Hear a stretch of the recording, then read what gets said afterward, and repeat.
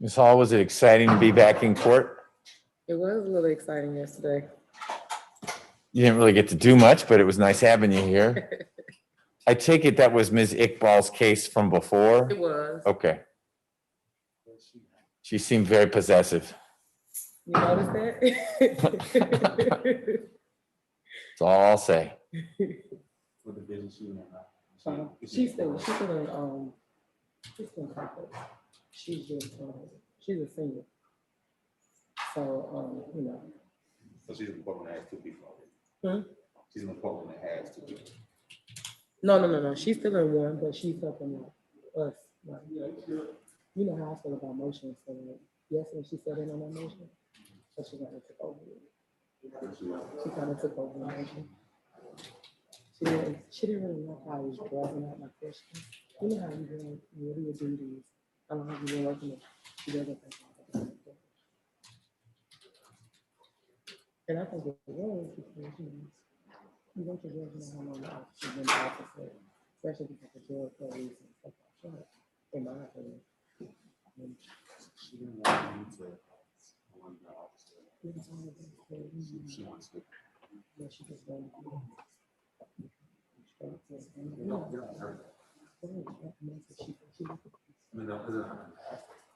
That's what she said. She was like a business style.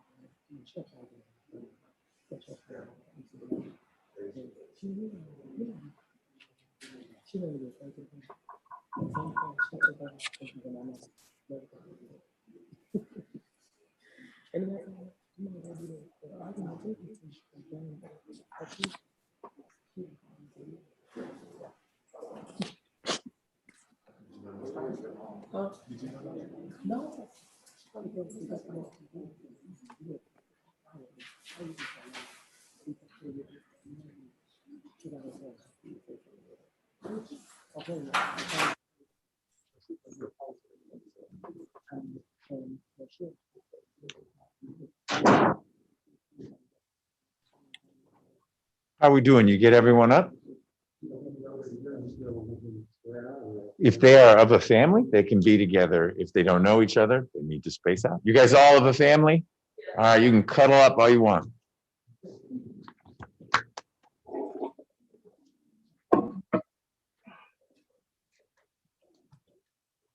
All right, why don't we get started here? Ms. Rivers, are you able to hear us here in court? Yes, I am. Good morning. Good morning. Mr. Franklin, would you test the microphone there? If she can hear you, she should be able to hear from all the other mics. microphone check. 1, 2, 1, 2. You're very low, Mr. Franklin. Is it better without my message? Yes. Okay. All right, good. The mic's a little high too, but all right. We have a calendar this morning. Make sure we've got everything. I've got 2 calendars, a motions calendar, which looks like it's a lot of probation revocations, and then we've got a plea calendar. I think Mr. Hudson, there's Mr. Hudson, so he's here. We'll figure out who's back there.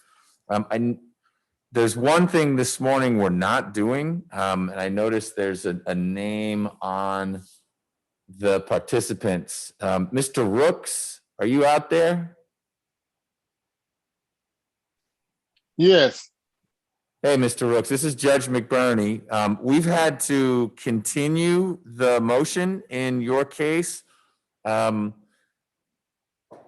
trying to remember. I believe your attorney wasn't able to be here, but it may have been related to COVID as well. Ms. Nelson, what is your recollection? I know we are continuing the Rooks matter yet again. I reset it for June. I believe that the attorney, Mr. Korn, had a conflict. I think believe that's it was right. medical. He had a family situation he had to attend to. The state did not object to the continuance. I'm a little surprised he didn't tell you, but that's an important conversation for you, Mr. Rooks, to have with Mr. Korn. He is certainly advocating on your behalf, but he should have let you know we weren't going to have that hearing today. So you are free to go. I appreciate you dialing in. Did you get notice in the mail to be on this session, or how did you know to be here? Yes, a letter. Good. All right. Let me just make sure we still have a good address for you. Your case is among our older cases.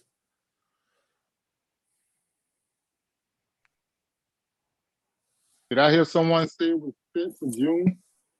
I'll get you the date in just a minute, but you'll also get something in the mail.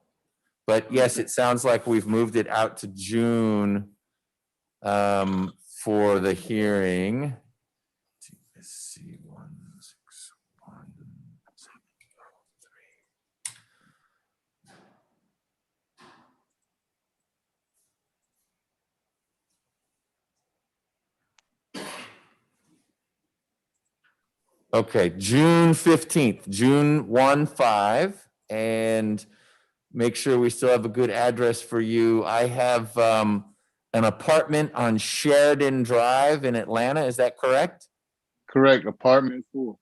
Great. Then we know how to reach you. Mr. Korn knows how to reach you. And you'll get notice, hopefully from him, definitely from the court, to dial in or be here in person, however you and Mr. Korn sort that out, for June 15th, okay?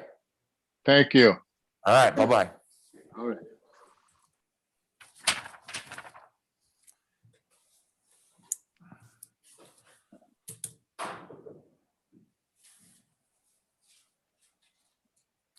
All right, our first 3 positions are Michael Hill, and I think we've sorted that out. Who's here for Mr. Hill?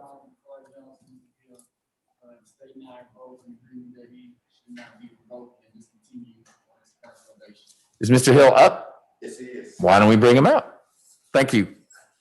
Mr. Johnson, you have all 3 of Mr. Hill's cases? Jones, okay. You have all 3 of his cases? Yes. You pause. I mean, If they're all being handled in the same way, let's take care of all 3. Okay?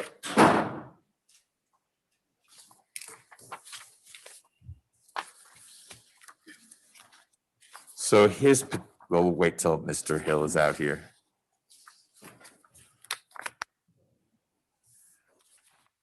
After Mr. Hill is Mr. Henderson, who's handling.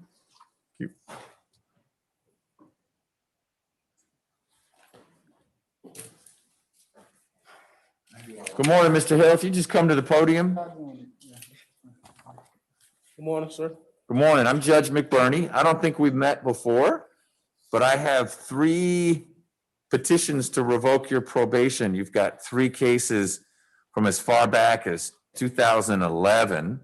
And the basis for revoking in each of the 3 cases is a situation from almost 2 years ago, August, year and a half ago, in Greene County.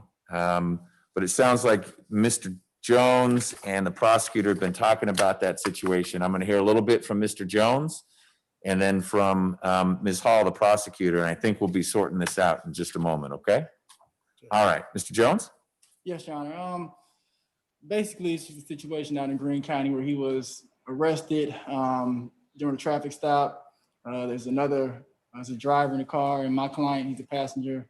Allegedly, there was a running of a stop sign or a failure to stop completely. Officer gets them out the car, leads to a search, and there is a gun found. However, to this day, Mr. Hill doesn't know where the gun was in the car. At any rate, it doesn't matter to the officers. They charge both of them with, felon possession of a handgun. My client, of course, denies any such knowledge or possession. And here we are today. He bonded out in Greene County, and he has not had a court date since. I guess they, kind of got backtracked along with all the other courts due to the pandemic, Your Honor. Where is Greene County? On the border, almost in South Carolina.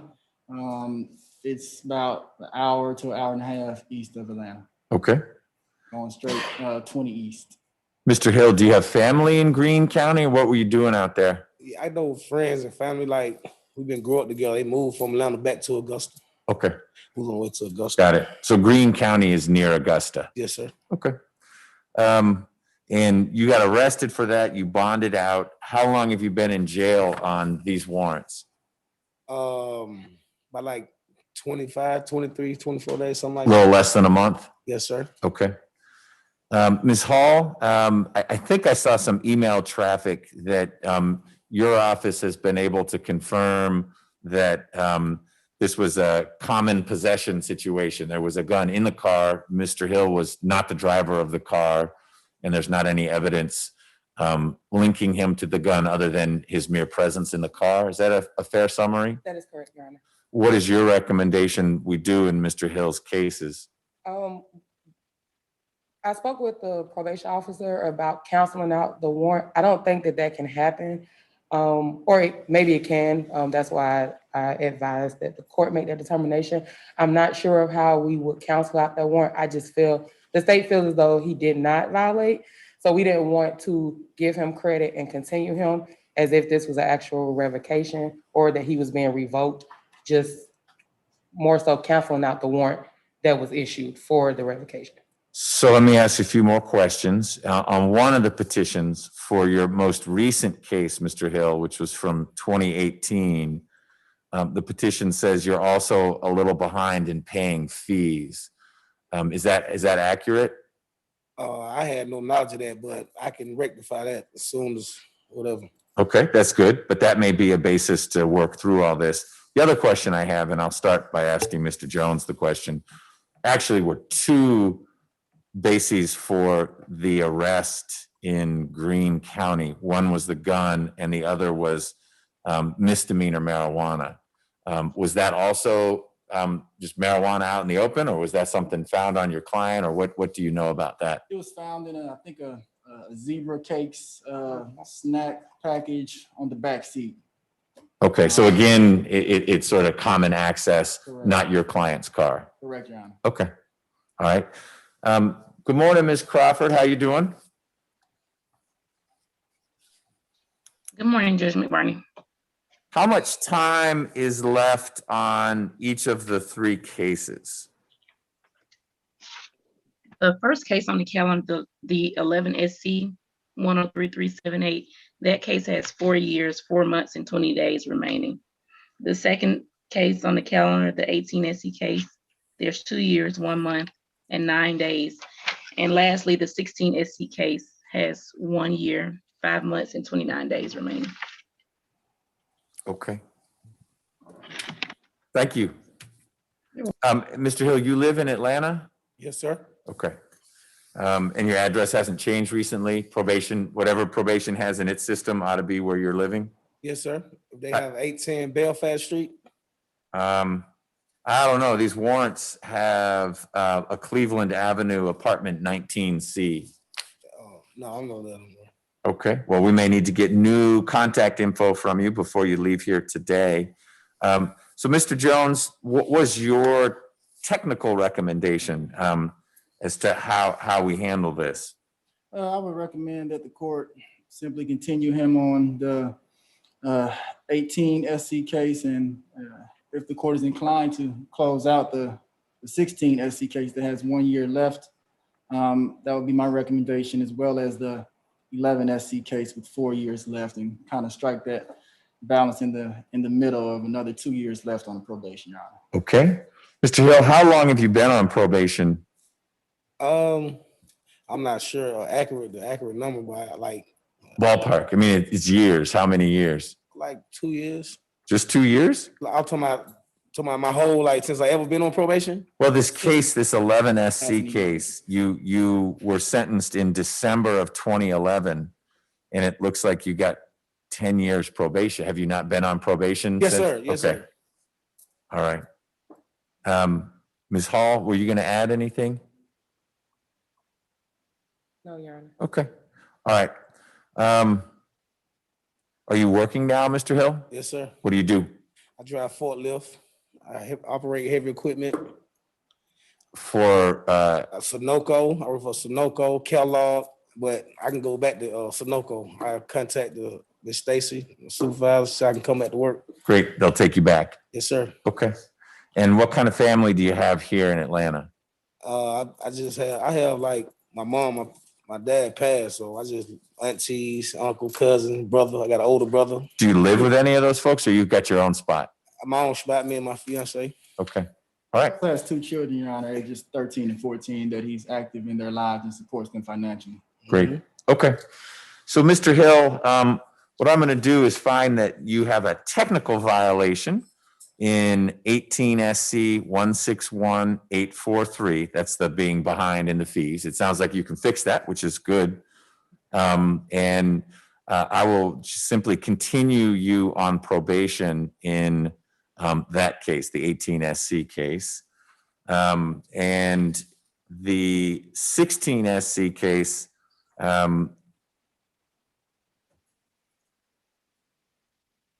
Ms. Crawford, is there a reason why Mr. Hill would be in arrears in court fees in one case, but not all 3? Is that a court fee somehow different from supervision fees?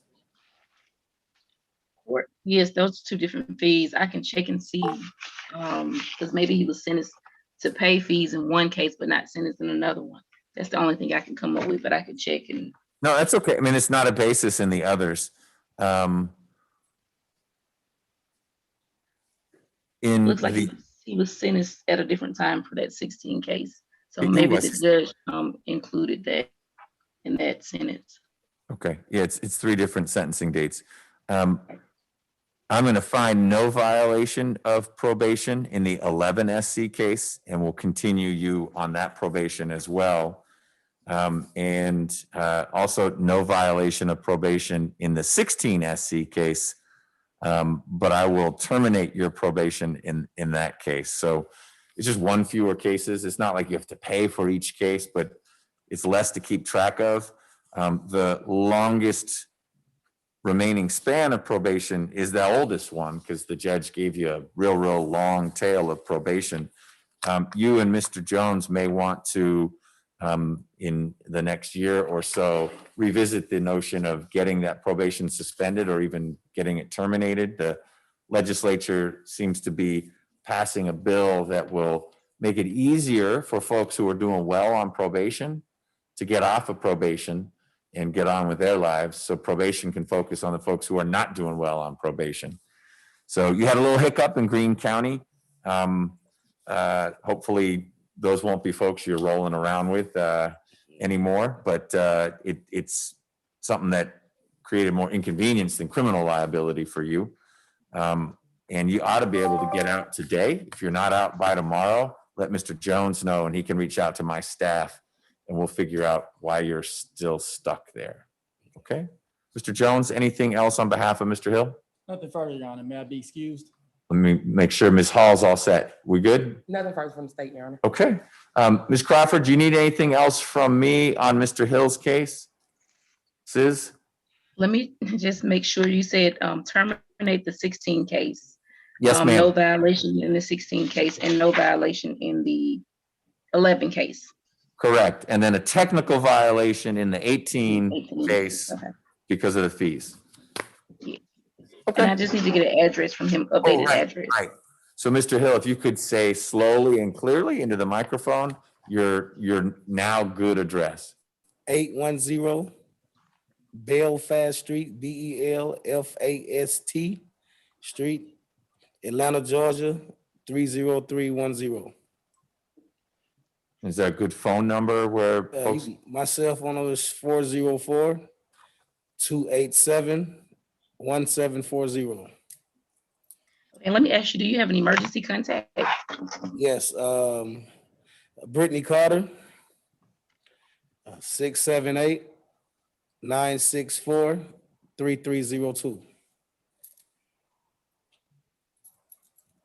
And her name is Brittany Carter. Yes, ma'am. Is that your fiance? Yes, ma'am. Okay.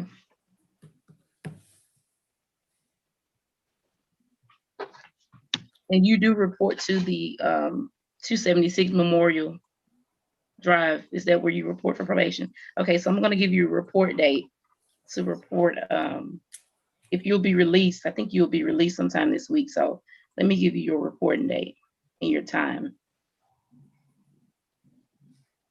So April the 6th, if you can have your attorney write it down, April 6th, that'll be on a Tuesday. Okay.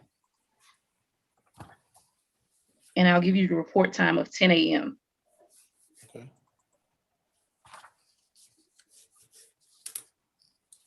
Do you need anything else from me? That's all I have for you. No, ma'am. Okay. All right. Good luck, Mr. Hill. All right, thank you, Your Honor. Am I excused? Yes, sir. Thanks for being here. Mr. Franklin, are we ready for Mr. Henderson? Anything we need to talk about first? Nothing to talk about. I have a quick word when he steps out. Okay.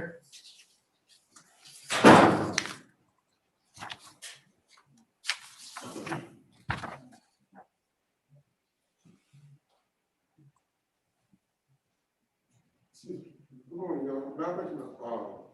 Can I ask a question? Sure. Yeah, as you know, Mr. Heath is gonna be a negotiated plea. Is there any plea paperwork I need to go over with him? So that's a great question. We haven't had an in-person plea in who knows since when. There may well be a plea form there. Mr. Franklin's going to get you set up. That would be great.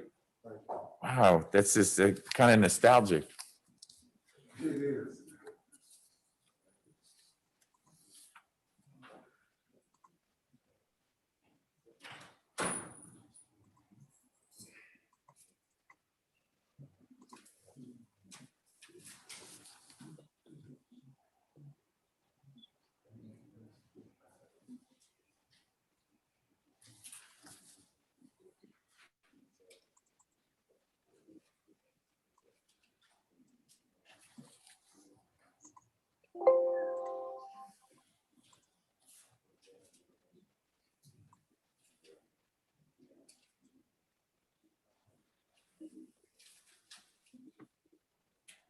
All right, Proceed, Your let's Honor. great. Let's get started. This is position 4, State versus Reginald Henderson. It's indictment 15 SC 137851.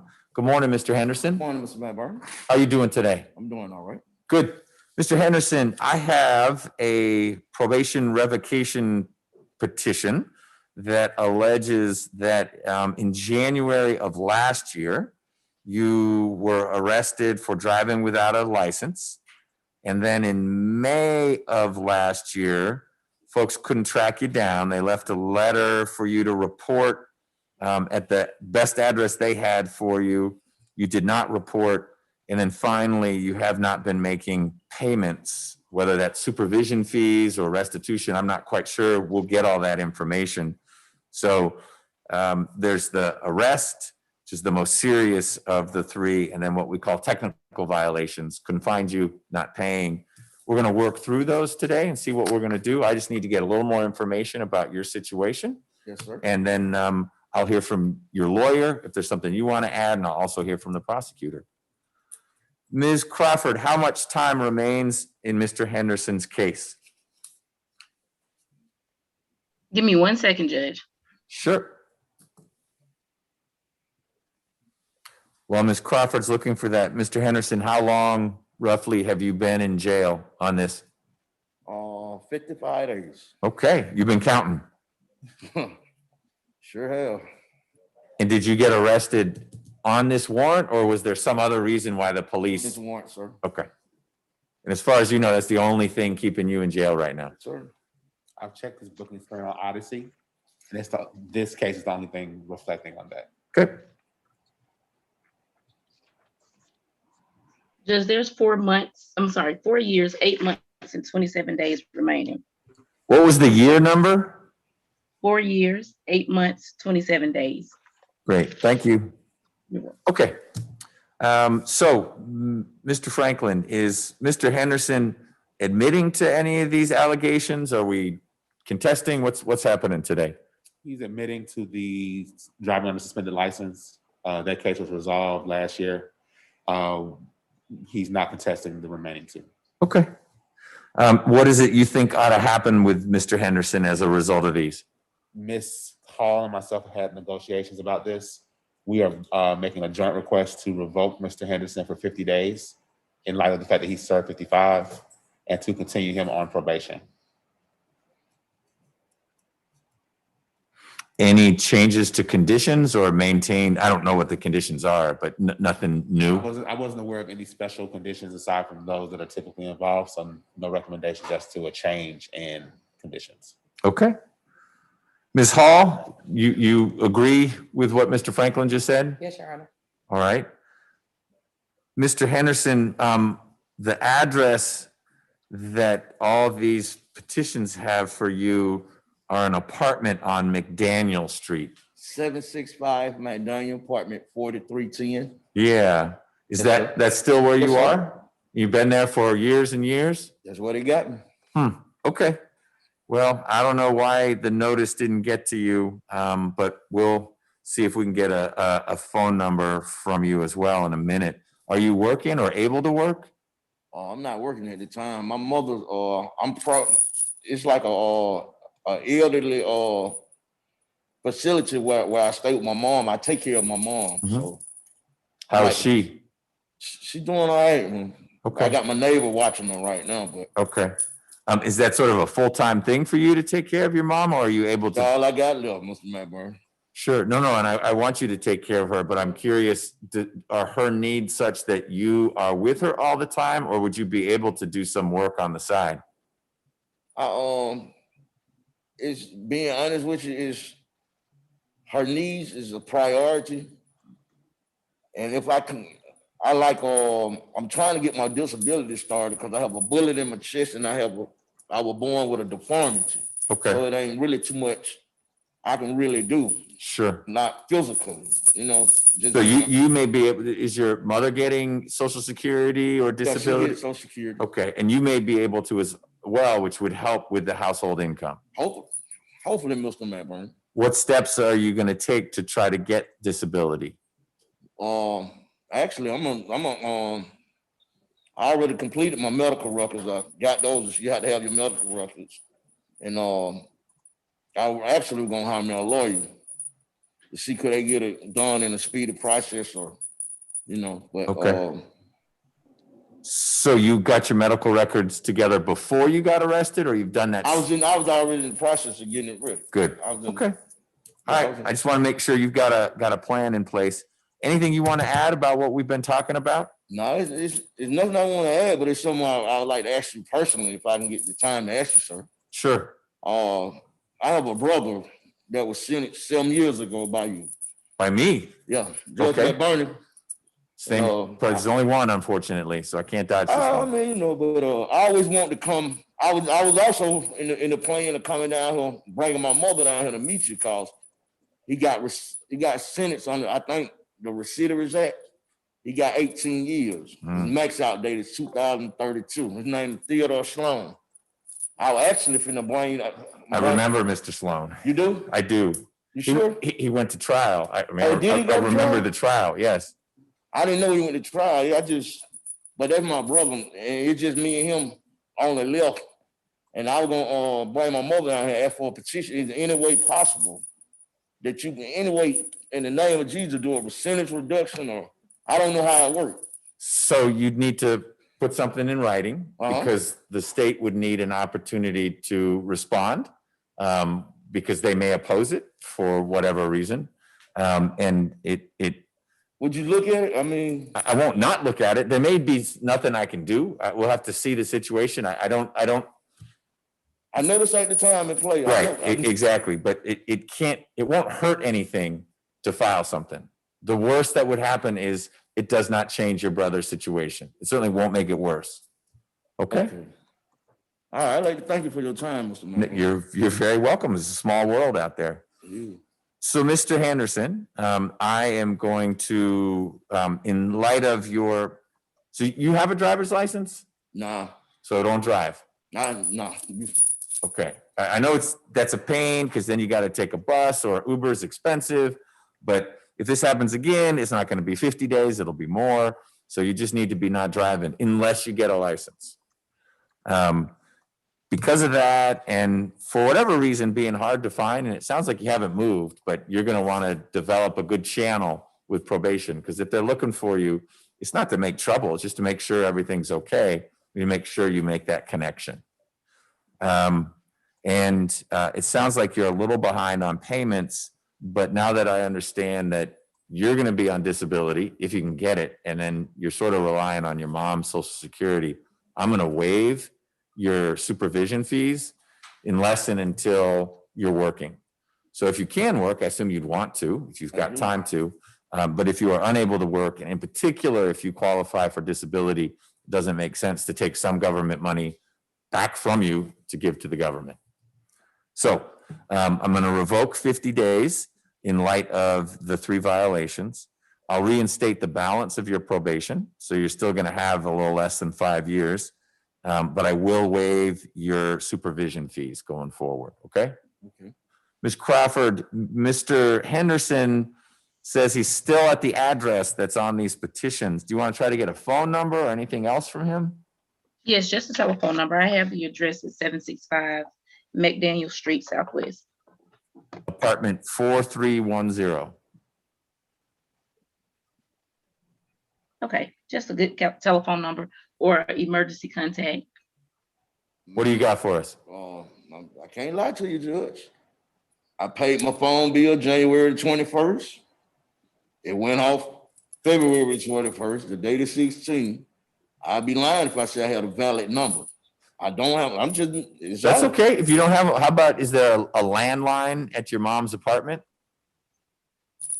No, I don't know when I had a phone, just being honest with you. Okay, so if and when you get a phone, you're gonna want to share that with. I have a phone, I just had to get it read. Okay, when it's up and running again, why don't you give us that number in case you do get it reactivated? Do you know that number? 678-648-0497. 0497. Okay, and then I know Mr. Sloan can't be an emergency contact for you. Was there anyone else in the community? Rosa Henderson, my mom. Your mom, but she doesn't have a phone number. Okay, all right. Do we have a report date for Mr. Henderson? April 6th at 10 a.m. And you're still going to report to Memorial Drive. That's 276. Miss Williams, no? Yes, Gloria Williams. That'll still be your probation officer. So back to that office. Your date will be April the 6th. That's on a Tuesday, 3 weeks from today at 10 a.m. Yes, ma'am.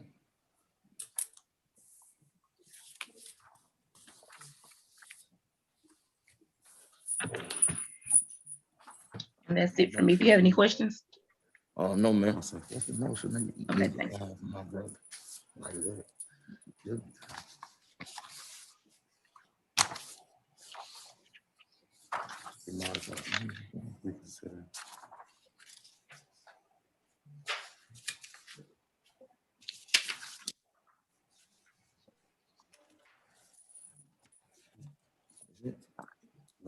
Judge McBurney, is that all? I think that's it. You good to go? All right, thank you. All right, Judge. best of luck to your mom, okay? You looking out for the motion, though? Okay, I'll be here.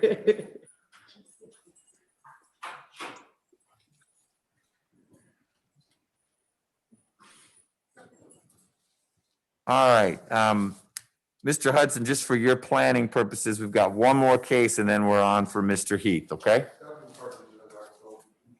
Okay. So Mr. Horn is next. That should be Miss Bumpus. She's on the Zoom call, Your Honor. Okay. Your Honor, I'm actually here to review DFAC's record. Oh, I was wondering if I could, supposedly they are voluminous, if I could use my laptop to take notes instead of a notepad. yeah, if you're taking notes and not pictures, that's fine. If you want to go back, Ms. Niles is here, and so she can get you set up in an empty room.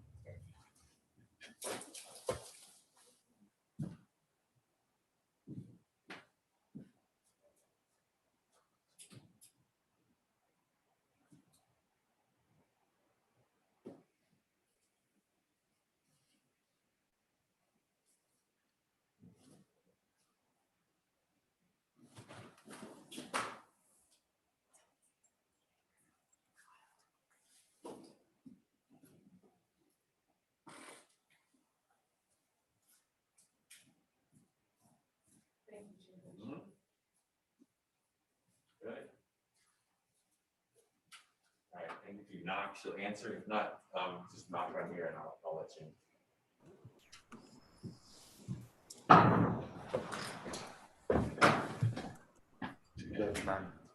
Mr. Henderson's case was my only matter on the calendar. May I be excused? Yes, sir. Good to see you. Ms. Bumpus, are you ready when we get Mr. Horn out here? You're on mute. Yes, I am. There you go. Good morning.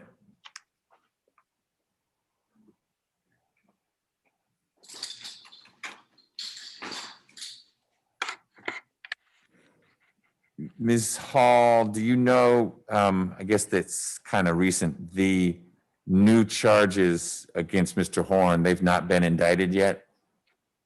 No, have they been indicted? Correct. No, Okay. but we have grand jury 4 days a week, so. We do. It's only a matter of time.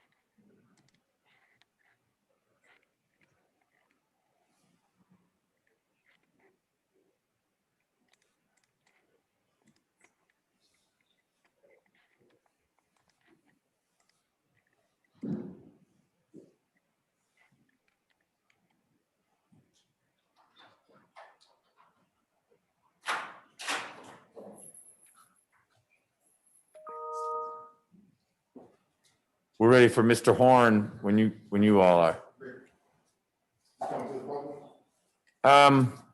He can, wherever you prefer. His lawyer is appearing online, so he can either be at, why don't we have him at the podium? That'll just be easier.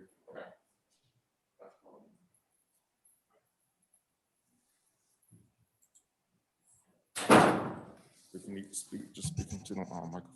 Okay? All right, you're Mr. Horn? Yes, sir. Great, we're gonna get started here. Your lawyer, Ms. Bumpus, is on the screen there. Yes, sir.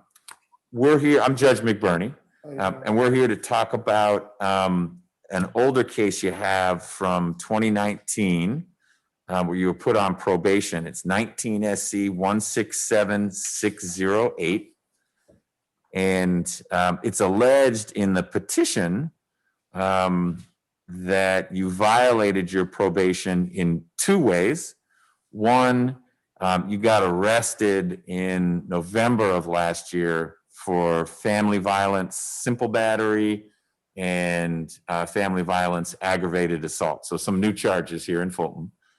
And then the second alleged violation is that you were supposed to complete the MADRC, the Day Reporting Center, as a condition of your sentence in this case from 2019, and you did not do that. So one is new charges, one is, I don't know if you were terminated from the Day Reporting Center or you walked away from it. We'll hear from your lawyer in a minute.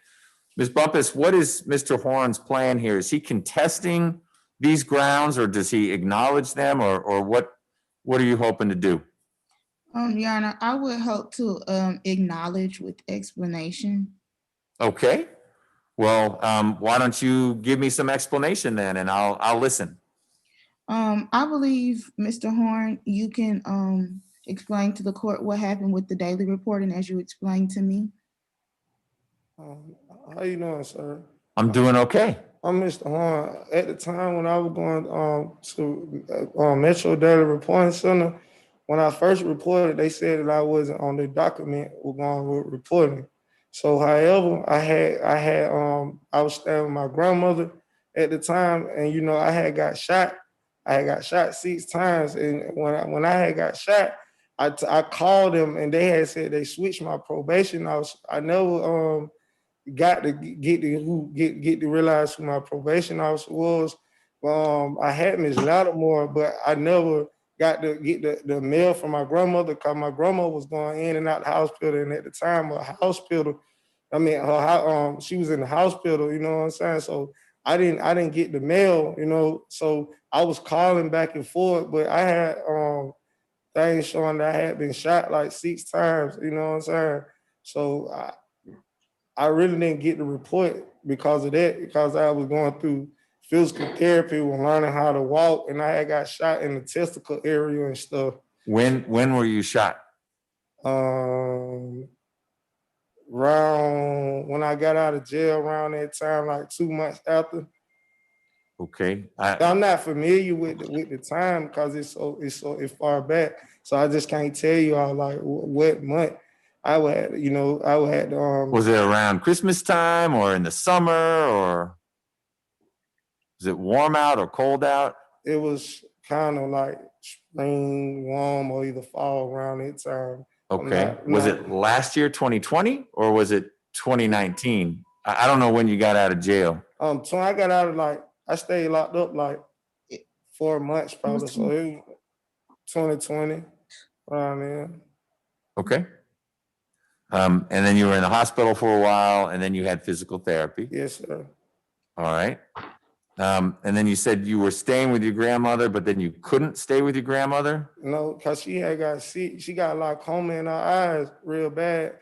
So, when she left ours, old people got rules. When they not there, you can't be there. Mhm. You know what I'm saying? So I was kind of back and forth with trying to find me a place to live and laying my head down and stuff. But however whatsoever, I'm really and I'm ready to get back in the program and complete the program to help my family and become a bigger and better man, because I'm not trying to be sitting down and holding accountable for my kids and they life, because my kids need me out here. By me sitting here, this little time right here, it really got my mind mentally ready. I thought I was ready at first, but I wasn't mentally ready. I was physically ready. I was just ready to walk up out of here.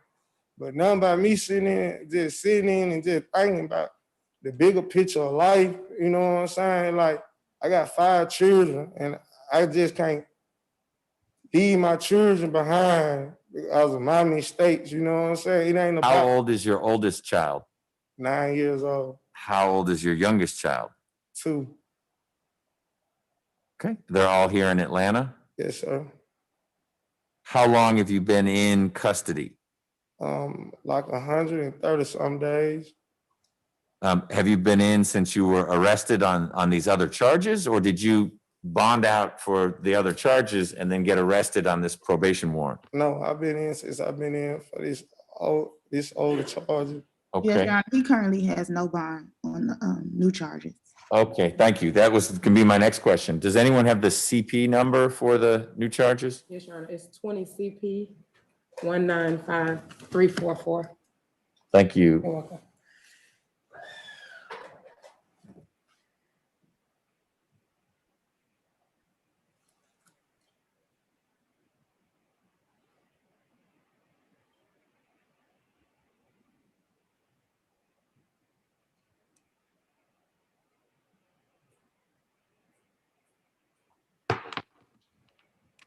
Okay. Ms. Bumpus, do you have a recommendation as to what we ought to do with the revocation? Your Honor, I just have a question. As far as the new charges, I would just ask, is the state moving forward on those as well? Well, when you say move forward, meaning will we have an evidentiary hearing in the context of a revocation, or were you asking, do they plan on indicting the new charges? No. As far as the revocation today, do they plan on having a hearing or? Well, it's a great question. And this is the first time with me meeting Mr. Horn and working with you. And so with these first appearances, That's usually what I find out from the lawyers. Sometimes the defense attorney says, look, my client admits it. The state doesn't need to prove it up. And sometimes, and it sounds like this would be one, like my client's not going to admit it because he's sitting in jail on the charges and we wouldn't want that admission to be used against him. So I may have misunderstood you, Ms. Bumpus. Mr. Horn is admitting with explanation the failure to complete the MADRC, but he is contesting the allegation that he committed a family violence battery or a family violence aggravated assault. Is that correct? Yes, Your Honor. Okay. Ms. Hall, I don't know if those charges would be ones that you would prosecute in the context of a revocation hearing, or if that would be one of your colleagues. It wouldn't be me, Your Honor. I will speak on the case today. I had already spoken with Ms. Patel about this case before I realized that the new charges were in another division. So when you say Ms. Patel, you mean Ms. Patel, public defender, or Ms. Patel, who does some specialized charges? I'm sorry, Ms. Patel, public defender. Okay. Ms. Asia will be dealing with the aggravated assault case, Okay. DV case. But because I was in communication with Ms. Patel, the public defender, and not Ms. Bumpus, I didn't realize at that point, I didn't realize that the new case was a DV case. So I will speak on it today, but we will be asking to revoke time on that case. Okay. But after today, it will be Ms. Asia's case as far as the new case.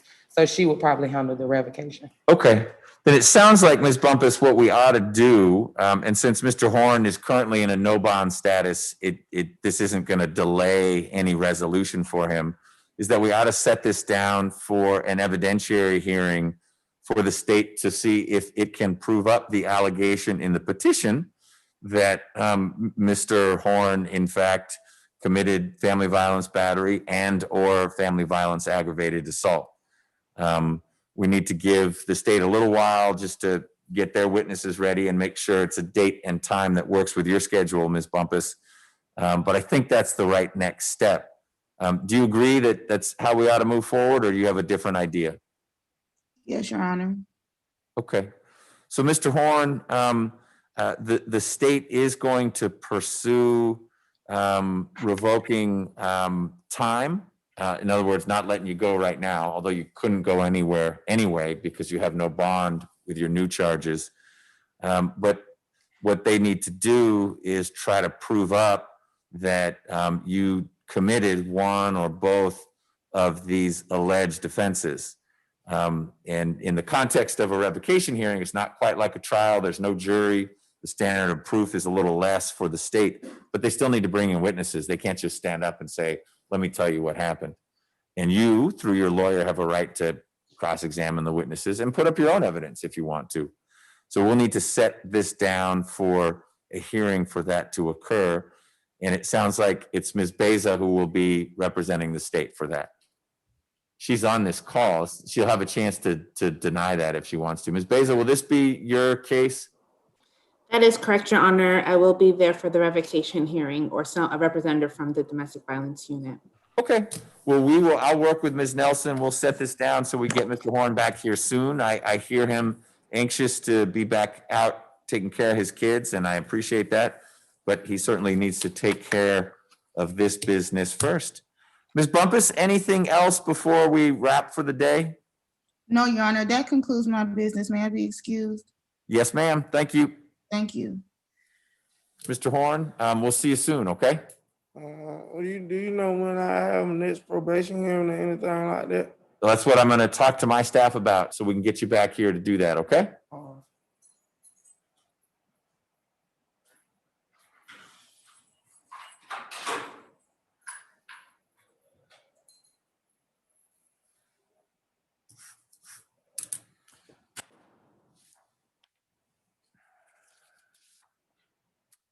All right, I think that completes the revocation calendar and gets us to Mr. Heath. We're handling both of Mr. Heath's cases? Yes, Your Honor, this is a negotiated resolution. Okay. I know it's occurred now for the final plea date, so it's up to the court to accept. All right. Let's see.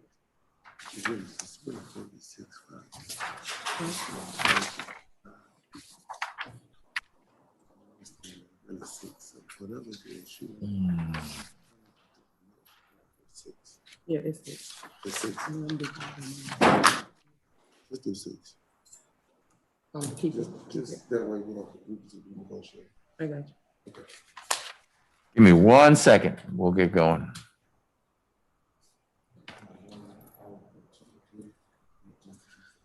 Even just do 6.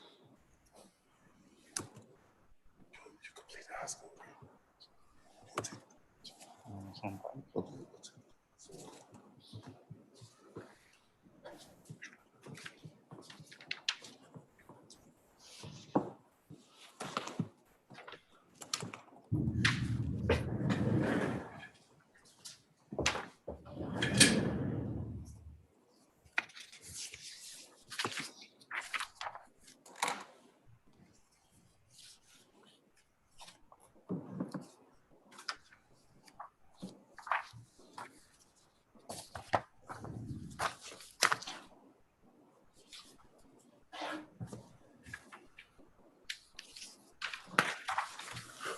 All right, Ms. Rivers, are you ready?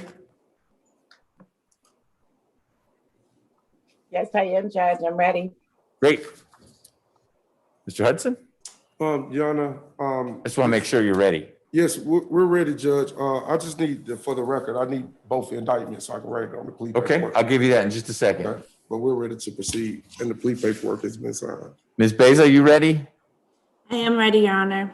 Okay. We are here in the matter of State versus Harold Heath. Good morning, Mr. Heath. Good morning, Judge McBurney.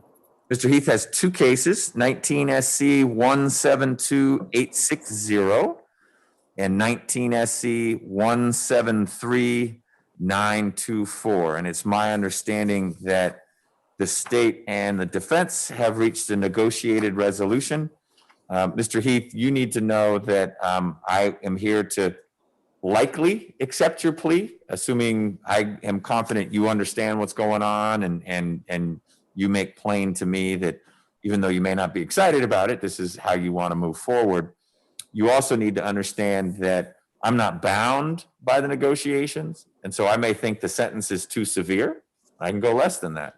I may think the sentence is too light and I can go more than that. You're bound by my sentence, whatever it is I do, as long as it's a legal sentence. If I were to give you 1 million years, that's not a legal sentence. You're not bound by that. But if I give you a sentence within the sentencing range, that'll be the sentence that you have. Do you understand that? Yes, sir, I do. Okay. Well, we are going to get started. Ms. Beza, you'll see her on your screen. She will be asking you a bunch of questions and she'll be putting you under oath in just a moment. Once you're under oath, Mr. Heath, it's important that all your answers be truthful and complete. If at any time you need to speak privately with Mr. Hudson, we'll take a timeout and you guys can huddle up. You just need to let me know that you need to talk to him. Or if you have questions of me, we'll stop and I'll do my best to answer your question, okay? Yes, sir. All right. When you're ready, Ms. Beza. Thank you, Your Honor. I'll be doing the plea litany, Your Honor, and then ADA Hall will be reading the facts of her case. So I'll do the whole plea litany besides the facts of her case. Got it. All right. Please raise your right hand, Mr. Heath. Do you swear or affirm that the testimony you shall give in the matter currently before this court shall be the truth, the whole truth, and nothing but the truth? Yes, I do. Ms. Rivers, are you able to hear Mr. Heath or does he need to speak up a little bit? If you could speak up just a little bit. Yes, I do. Okay, great. Thank you. Please state your true, correct, and legal name. My current legal name is Harold Dexter Heath. Are you at this time taking or under the influence of any alcohol, drugs, or medicine? No, ma'am, I am not. How old are you and how far have you gone in school? I'm 26 years of age and I have some college experience. Are you able to read, write, and understand the English language? Yes, ma'am. I'm fluent in English. You understand that you are charged with the following offenses, and I'm going to go through each indictment. First, the 19 SC 172860. You are charged with possession of marijuana with intent to distribute, possession and use of drug-related objects, and obstruction of law enforcement officer. And on 20 SC 173924, you are charged with rape, aggravated sodomy, and false imprisonment. Do you understand that those are your charges? Yes. Do you understand that you have a right to plead either guilty or not guilty to these charges? And if you plead not guilty or remain silent, you may receive a jury trial. Yes. Have you had enough time to speak with your lawyer, Mr. Jacoby Hudson, about all the facts and circumstances known to you regarding the charges in these indictments, including any potential defenses? Yes. Do you need more time to discuss the case with your attorney? No. Are you satisfied with his services? Yes. Do you waive formal reading of, Mr. Hudson, do you waive formal reading of the indictment? Yes, I do. And do you waive any and all defects in the indictment, including with respect to name? I do, Ms. Basin. Now, Mr. Heath, have you been arrested on these charges? Yes. The state is unaware of any outstanding warrants related to these charges in both cases. Do you, Mr. Heath, or your attorney know of any outstanding warrants that are related to these charges? No. Has your attorney advised you of the maximum and minimum sentences for each charge that you are charged with? Yes. I'm going to go through the charges and the maximum for each charge, starting with the 19 SC case. I'll just make it shorthand. Possession of marijuana with intent to distribute is 1 to 10 years. And the count 2 and 3, possession and use of drug-related objects and obstruction of law enforcement officer is 1 day to 12 months. As to the charges on the 20 SC indictment, charge 1 and 2, rape and aggravated sodomy, the maximum and minimum is 25. Sorry, I got to stop you, Ms. Beza. There is no 20 SC indictment.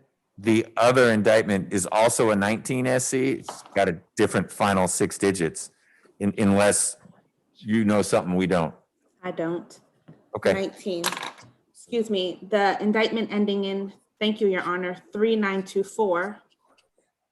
Rape and aggravated sodomy counts 1 and 2. The minimum and maximum is 25 years to life. False imprisonment is 1 to 10 years. Yes, I understand. Do you understand that this is a negotiated plea of guilty, which means that the state will recommend to the court a sentence of, on the indictment ending 3924, a sentence of 7 years probation, and the same on indictments ending in 2860. But the court does not have to accept that recommendation. The court can sentence you to the maximum on each charge and can run those sentences consecutively or one after the other. Do you understand? Yes, I understand. You understand that this plea may be used to enhance sentencing on other convictions in this jurisdiction, as well as in other jurisdictions, including in federal court? Yes, I understand. Do you understand that if you are placed on probation of any kind, you cannot violate any criminal laws of any governmental unit or any special conditions of probation without being subject to revocation for the balance of the sentence? Do you understand? Yes. Do you understand that you are not allowed to possess or use a firearm while on probation? Yes. Do you understand that if you are not a United States citizen, a guilty plea will affect your immigration status and will result in deportation, just like a conviction at a trial would, and that this is true regardless of any advice by your attorney or anyone else? Yes. Do you understand that there may be other adverse or unfavorable consequences as a result of this guilty plea conviction, just as there would be from a conviction following a trial? For example, your guilty plea may affect the right to vote, the right to hold public office, the right to serve on a jury, the right to obtain a passport, the right to receive, possess, or transport firearms. or the ability to obtain employment? Yes. Do you understand that by pleading guilty to a felony, if you use, receive, possess, or transport a firearm, or use a firearm in a crime, you'll be guilty of a felony which may carry a sentence of 1 to 15 years in prison? Yes. Do you understand that you waive any and all defenses, including any mental health defenses, by entering a plea of guilty? Yes. Do you understand that if you went to trial, you would have the right to trial by jury, the right to see, hear, and confront witnesses called to testify against you, and the right to testify or to remain silent and not incriminate yourself? Yes. Do you understand that by pleading guilty, you are giving up the following rights? The right to jury by the right to trial by jury, the right to remain silent and not incriminate yourself, the right to confront witnesses against you, the right to assistance of counsel hired by you or to court-appointed counsel if you cannot afford an attorney at a trial of your case, the right to the presumption of innocence, the right to testify on your own behalf and to present other evidence, the right to subpoena witnesses and compel the production of evidence, the right to have the charges against you proved beyond a reasonable doubt, the right to appeal if convicted of these charges after a trial. Do you understand all of that? Yes. Has anyone forced, threatened, or promised you anything to get you to enter a guilty plea? No. We're going to start with indictment ending in 2860. How do you plead to the charges of possession of marijuana with intent to distribute, possession and use of drug-related objects, and obstruction of law enforcement officer? Guilty. Next, we're going to go to indictment ending in 3924. How do you plead to count 1, which is going to be a reduced charge to sexual battery? Count 2, a reduced charge to sexual battery, and count 3, false imprisonment. Guilty. Is this guilty plea freely and voluntarily given with full knowledge of the charges in both indictments against you? Yes. Do you understand that you may only have a limited right to appeal this guilty plea conviction? Yes. Do you understand that you only have 4 years from today for a felony charge and 12 months today for a misdemeanor charge to file a habeas corpus petition challenging the voluntariness of this guilty plea? Yes. Your Honor, at this time, I would like to make a note that I do not have any information regarding any felony convictions for Mr. Heath. So his criminal history has no felony convictions. In addition, I would start with indictment ending in 3924. If this case were to have gone to trial, the people would have proven beyond a reasonable doubt that on November 14th of 2019, Captain Gadsden, G-A-D-S-D-E-N, was dispatched to AMC Maine and met with Miss Shari King. Miss King is the ex-girlfriend of Mr. Heath. Miss King advised that at approximately 10 o'clock, she left out of her residence located at 62 Bakers Ferry Road for work. She stated when she opened the door and stepped out of her apartment, her ex-boyfriend, Mr. Heath, came walking from underneath the stairwell. Ms. King stated that she was afraid because they broke up around 3 weeks ago. Mr. Heath grabbed her and forced his way back into the apartment that she shares with her mother, and he started yelling at her. Ms. King stated to the police that Mr. Heath went from yelling to being sweet. Then he started saying how much he missed her and started kissing her. Ms. King further stated that While he was kissing her, she told Mr. Heath started taking off her sweater without her permission, and she stated to him, she told him no, that she did not want to do that. Mr. Heath became angry and said, I have not had sex in a while because I was in jail. Ms. King told police that she, quote, gave in and had sex with him even though she did not want to, and told him no. She gave in, quote, because she did not know how he would act. Mr. Heath then penetrated her vagina with his penis, and further gave her oral sex as well.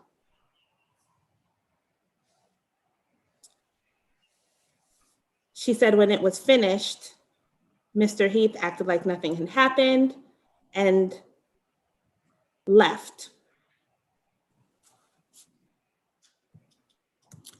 Your Honor, for this case, I have spoken, the recommendation is for counts 1 and 2, reduced to sexual battery with 1 year probation to run consecutive with one another. For counts 3, false imprisonment, 5 years probation to run consecutive with the Family Violence Intervention Program, and no contact with Ms. King, Shari King. Your Honor, I've spoken with Ms. King a couple times this last week. She does not want to make a statement. However, she is happy that the case is resolved the way it is. She wants to move on with her life, and she definitely did not want to be involved with the prosecution in this case.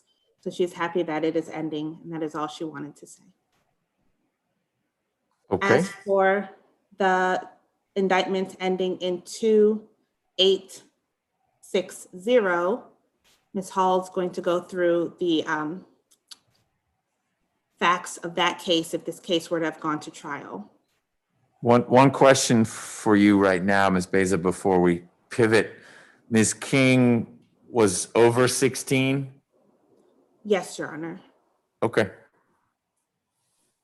And Your Honor, had my case proceeded, sorry, I don't have the last indictment in front of me. It ends in 860. This case ending in 860 has proceeded to trial. The state would approve it on October 31st, 2019 at 6200 Bakers Ferry Road, Southwest Atlanta, Georgia. That's in Fulton County. I'm losing you, Ms. Hall. Oh, I'm sorry. You can pivot the microphone if you want, however you want to, as long as you're close to it. See if Hear that. me better? Yes, that's much better. Thank you. Okay, you're welcome. Did you get any of the address, or should I start over? Just start. I'll start over. Okay. I'll start over. Your Honor, had this case proceed to trial, the state would have proven that on October 31st, 2019 at 6200 Bakers Ferry Road, Southwest Atlanta, Georgia. That's in Fulton County. This case also involved the victim, Ms. King. Officers were dispatched to that address in reference to an escort. She needed an escort. She wanted the defendant escorted from her property. When the police arrived to that scene, the defendant left from where he was standing. They were in the parking lot, and he walked over towards his car. The victim pointed him out to the officers. The defendant proceeded to get in his car, start, and drive past the officers as they tried to flag him down. He left, but then he returned to that complex, and he got out of the car and said, you see, quote, see what you're doing, and started to walk towards the victim. When he started to walk towards the victim, the officers intercepted and tried to prevent him from getting to her, at which point he tried to escape. One of the officers held onto his shirt so that wouldn't happen. He reached for his waistband. The officer thought that he was going for a gun, at which point he pushed the defendant off of him and took cover. He did realize that the defendant didn't have a gun, at which point they tried to arrest him again. At that point, they were able to place him under arrest.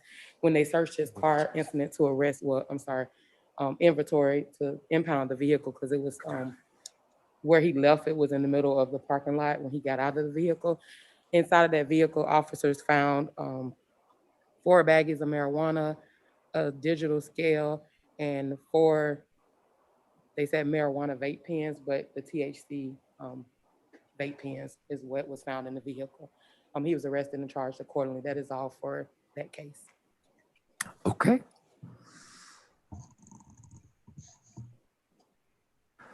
Ms. Crawford, Ms. Beza indicated she didn't find any criminal history for Mr. Heath. Do you have anything? No record found, Judge. All right, thank you. Mr. Hudson. Yes, Your Honor. Your Honor, I want to address Ms. Hall's case ending in 860. Yeah.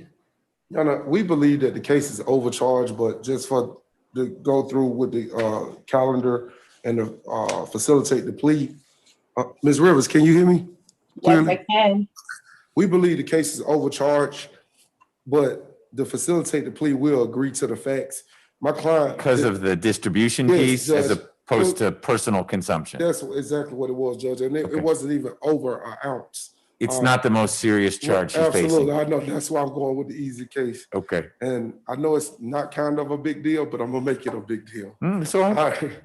Judge, also, the case ended in 924. First of all, I want to thank Ms. Besa for reaching out to Ms. King.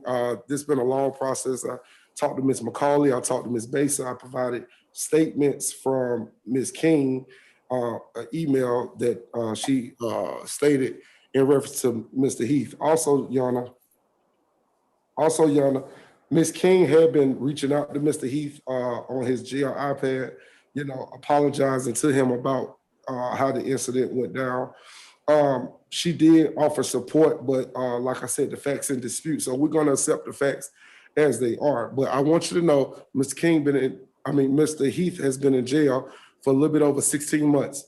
And for 16 months, Your Honor, when you did the bond hearing in August, you stated that you denied the bond based on the likelihood to reoffend, but you was impressed with the fact that he hadn't reached out to her, he hadn't did anything, he was doing everything. And then you also mentioned when they was in my office, that my office looked like a closet, but his full family, and this is Mr. Heath's family, is present. His mother, daddy, sister, grandfather, who's a pastor, aunts, whole family is here. So they're here to support. So Mr. Heath is going to do the right thing, Judge. He just needs an opportunity to do it. He will stay away from Ms. King. Ms. King doesn't want any contact with him. She reached out to him. I told him we're going to let the courts know that he don't need to respond and anything like that, but he's willing to do that. So, Judge, we'll abide by, stay away from Ms. King. He doesn't have to go to her home anymore. He doesn't want to come back to jail. Judge, I also want to say Mr. Heath has a wonderful family who support him, who helped him get a job. Judge, I'm gonna ask that this record be either petition for it to be sealed or a first offender be offered, because Mr. Heath would not be able to get a job, with these charges pending. But as far as what Ms. Besa said, the negotiated resolution, Judge, we're gonna be on board with that. We're asking that you accept the terms of the negotiated resolution. It's not like Mr. Heath is getting a slap on the wrist, Judge, because he gave 16 months of his life for the bad decisions he made, and they were 2 weeks apart. As you know, Your Honor, Mr. Heath was served with a protective order, but he wasn't served. That was the key issue in August at the bond hearing, that he was served with a protective order, but he actually wasn't served. They served him in the Fulton County Jail. So prior to that, it wasn't a likelihood that he would intimidate the victims or witnesses, because he never reached out or violated the order. I wanted to put that out there, but just all in all, Judge, I do think that Mr. Heath deserves a chance. He's been away for the latter half of 2019, all of 2020, and the first quarter of 2021. So he would do well on probation, Judge. Like Ms. Besa said, he's 26 years old. Prior to these two arrests, Judge, he had no criminal history, no contact with the police, none whatsoever. So, I'll leave it in the discretion of the court on how you want to sentence him. And as far as sealing his record or maybe even asking for first offender, I know he qualifies. So, Judge, I just as his advocate and as an opportunity for him to get back with his life, Judge, I ask that you accept the terms of the negotiated resolution as well as the request that I made on Mr. Heath's behalf. Okay. Does anyone have the first offender statute? It's Title 42 something. It's on the final disposition sheets. If you could pull one up, Ms. Nelson. Your Honor, would you like me to go through the plea litany of the first offender? It's 42-860, Your Honor. It's on the First 860. offender at Great. OCGA, Okay, Bishop Code, Georgia, annotated 42,860. great. I'm No, sorry, I wasn't quick enough. That's okay. We're all good. Thank you.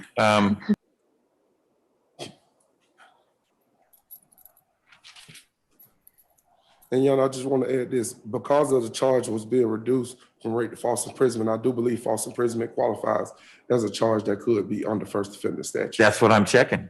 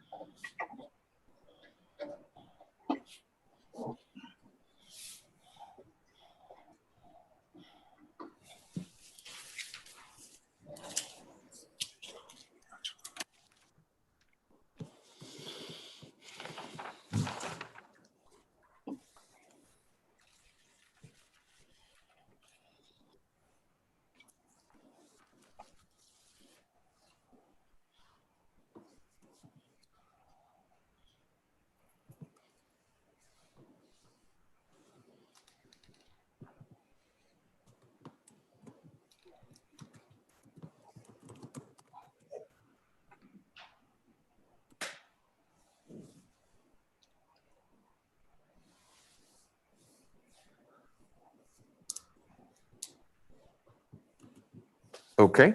I don't believe, oh, Pardon me? I was just reading the first offender statutes while Your Honor. I'm not sure if false imprisonment qualifies.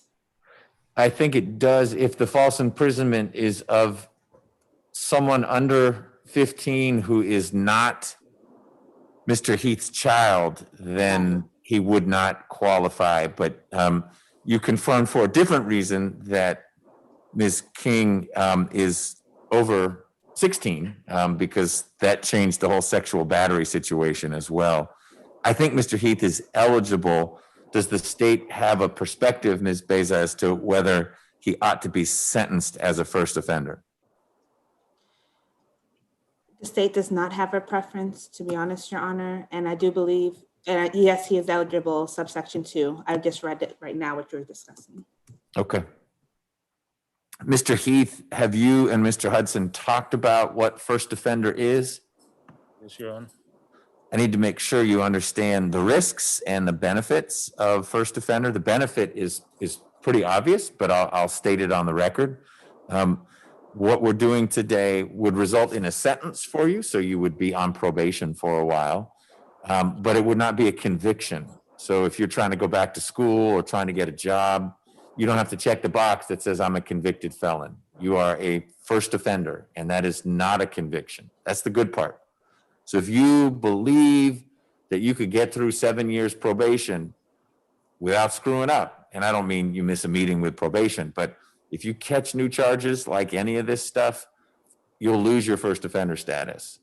And I'll tell you the risk of first offender in a minute. But if you think, hey, I can stay out of harm's way for 7 years, it's a great idea because you keep the clean record that you earned for 26 years. That's the benefit. The risk, Mr. Heath, is that if there's something in you that's going to make you do the kind of thing you did with Ms. King, maybe to a new girlfriend or someone else you care about, and the police are called and you get arrested for stalking or aggravated assault or anything like that, not only do you have those new charges, but I will have the ability to revoke your first offender status and resentence you because you will have pled guilty up to the maximum in the 2 cases, which isn't a whole lot more than what you'd be getting under probation, but it could be all prison time. So if as a first offender you catch new charges, you can be resentenced on your first offender. They become convictions. And I've got 12 years to work with the drug case and 12 years to work with the other case with Ms. King. So that's 24 years if I stacked everything. Now you'd have to do something pretty bad with new charges to have all that stuff taken away. but I need you to understand that it's different from just getting your probation revoked for a little bit. If you're a first offender and you catch new charges, the judge who sentenced you as a first offender can take all that back and without a trial, resentence you as a felon up to the maximum. Does that make sense? Yes, it does. Do you feel like you understand the benefit and the risk of first offender? Yes. Do you want to be sentenced as a first offender in these two cases? Yes. Okay. Is there anything you want to add, Mr. Heath, before I have a few questions for you and then I'll let you know what I'm going to do. Do you have anything you want to add? No. Okay. Well, Mr. Heath, I do find there is a factual basis for both your pleas. I appreciate Mr. Hudson's observation that it might have been a close call. The case ending in 860 with the drugs in your car, was that for personal use or distribution? But we're not fighting that. And a jury could find who has 4 baggies of marijuana if it's personal use. Why wouldn't you just have 1 baggie? And that wouldn't be unreasonable. It just might surprise you and disappoint you. I also find that your plea is knowing and voluntary. A voluntary plea is one that is not forced or coerced or the product of someone threatening you in any way or promising you anything other than what the state has offered. Has that happened? Has anyone threatened you or forced you to enter this plea? No. Okay. And then a knowing plea is simply one where you feel like you understand the things we've been talking about. And if you didn't understand, you ask Mr. Hudson or someone else to explain it. Do you have any questions about anything we've talked about? No. Okay. And I find your plea is knowing as well. Mr. Hudson, do you waive any issues taking pleas off of copies of one accusation? The case ending in 860 is actually an accusation. It's not an indictment. No, Your Honor. And then one direct indictment. No, Your Honor, I have no issues and we waive. Okay. Mr. Heath, you probably shared this with me, or Mr. Hudson did when we had the bond hearing. What kind of work were you doing before you got locked up? I was driving a hazard material truck around Atlanta, Georgia, delivering gas. Okay. Did you have a commercial driver's license to do that? Yes, I do. Class B license. Do you still have it? Yes, I do. Do you intend to get back into that work or you want to do something different? I plan on doing something with driving. I'm not sure yet. Doing something, pardon me? I plan on doing something with driving. I'm not sure if I want to do hazmat driving. Okay. You might drive something safer like chickens or milk? Possibly. Okay. Donuts? All right. And when you were working, was it for a company? Were you a private contractor? Was it through family? I was working with the company, Jacobus Energy. Okay. Do you have kids? No, sir. When you get out, where will you live? I will live with my grandfather. Is your grandfather here today? Yes, he is. There he is. Excellent. Okay. We'll get that address in a minute. And it's okay that he lived with you? Yeah. Okay. Just gotta make sure.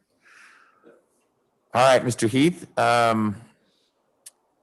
I'm going to sentence you pursuant to the Probation Options Management Act, which means while you're on probation, if you have I hope you have no issues on probation, but if you have a small issue, maybe you miss a meeting or you had one positive drug screen, you and probation will work that out. But if it's something more serious, like new charges, or you abscond, meaning they can't find you anymore, that'll get brought to me, and you and I will work out what ought to happen.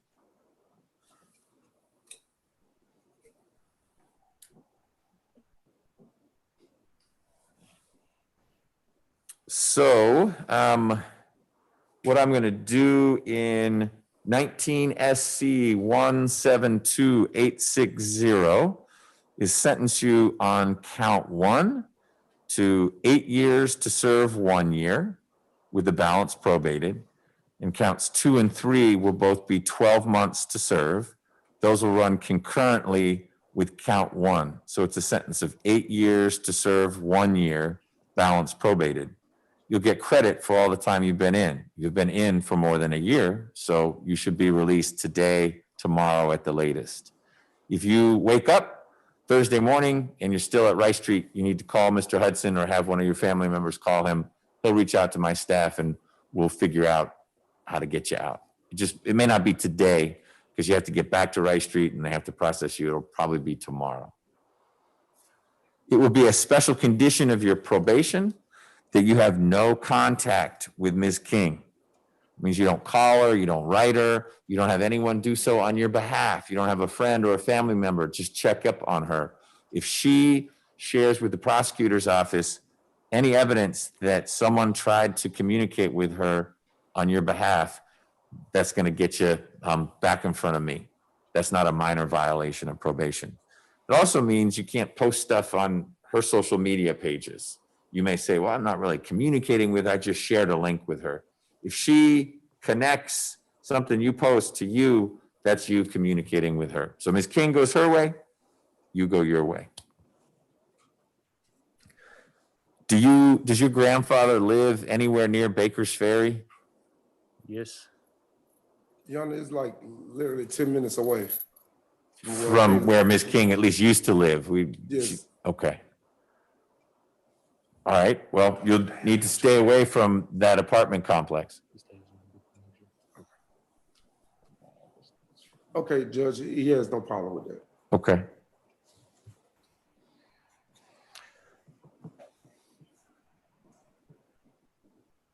All right, in the second case, 19 SC 173924, count 1 has been reduced to a misdemeanor, and your sentence is 12 months to serve. Count 2 has been reduced to a misdemeanor, 12 months to serve. And count 3 will be 8 years to serve 1 year with the balance on probation.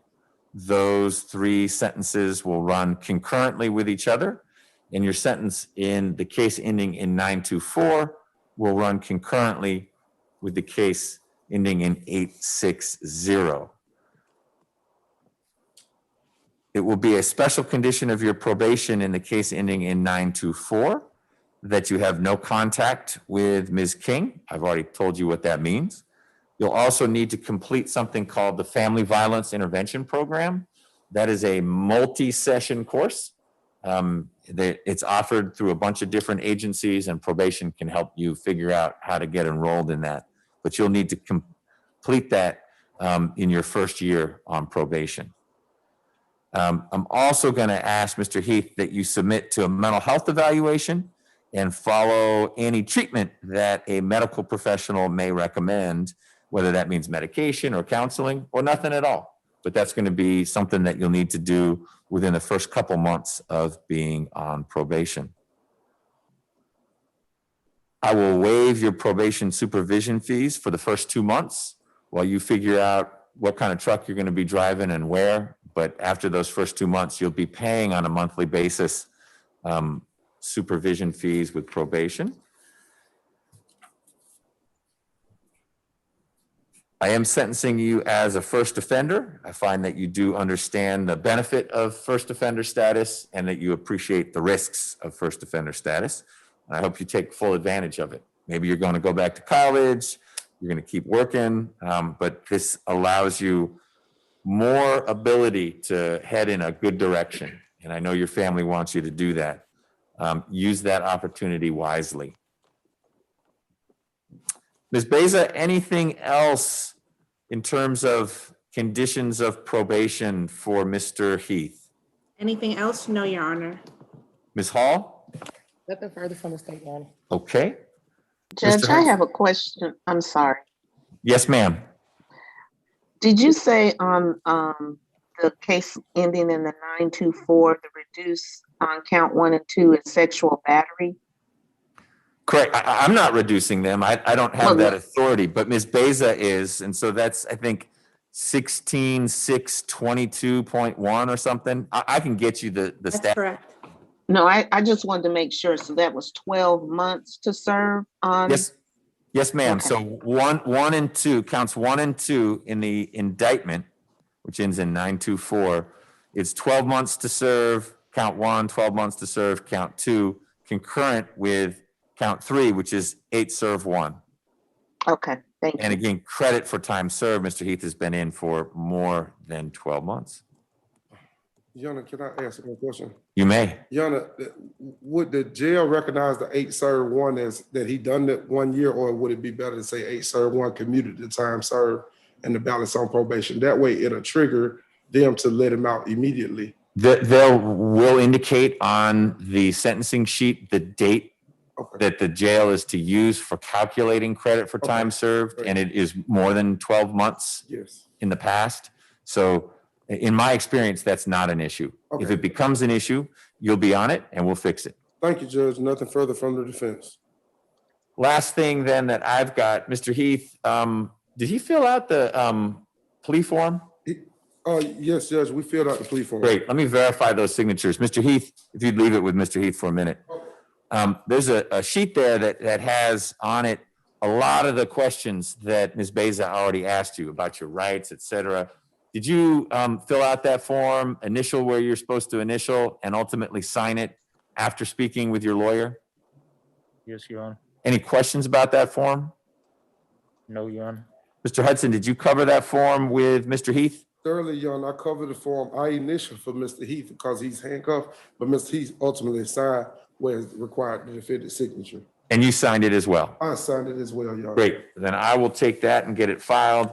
Mr. Heath, the other thing you would sign in more normal times would be your indictment and your accusation indicating your plea of guilty. Thank you. Do you authorize me to sign those documents on your behalf? Yes. Mr. Hudson, may I sign for you? Yes, Your Honor. Both documents. All right. And Ms. Hall, can I sign the accusation for you? Yes, Your Honor. Ms. Beza, may I sign the indictment for you? Yes, Your Honor. Thank you. Okay. Then the last thing we need to do is get contact information, Mr. Heath, from you. Ms. Crawford will need that, and she's going to give you reporting instructions for your probation.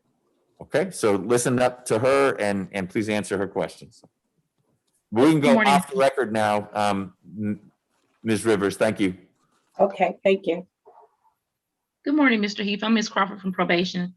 I just need to get an address from you and a contact, emergency contact, and I'll give you your reporting date.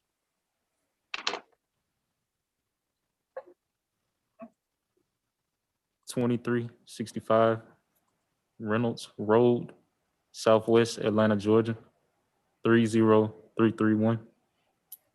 The contact number is 404-444-9958. Okay, and who do you want to list as an emergency contact? My father, Harold Maddox. Spell the last name. The last name is spelled MADDOX. And his telephone number? 404-444-9958. Okay, your report date will be April the 6th. That's 3 weeks from today on a Tuesday at 9 a.m. You're to report to 276 Memorial Drive, Atlanta, Georgia, 30303. Okay, thank you. Can you write that down? Yes, I got it. I'm gonna let him know and his Okay. family know. All right, good. Ms. Crawford, did you get everything you need? Yes, I do. Any questions for me? No. Okay, thank you. All right, thank you, everyone. Thank you, Judge. Okay. And Ms. Nelson, we do not have a hearing this afternoon. That has been reset. Correct. Okay, thank you. Thank you, Judge. Thank you. For helping us. Thank you, Ms. Basin. Thanks. Thank you, Mr. Hudson.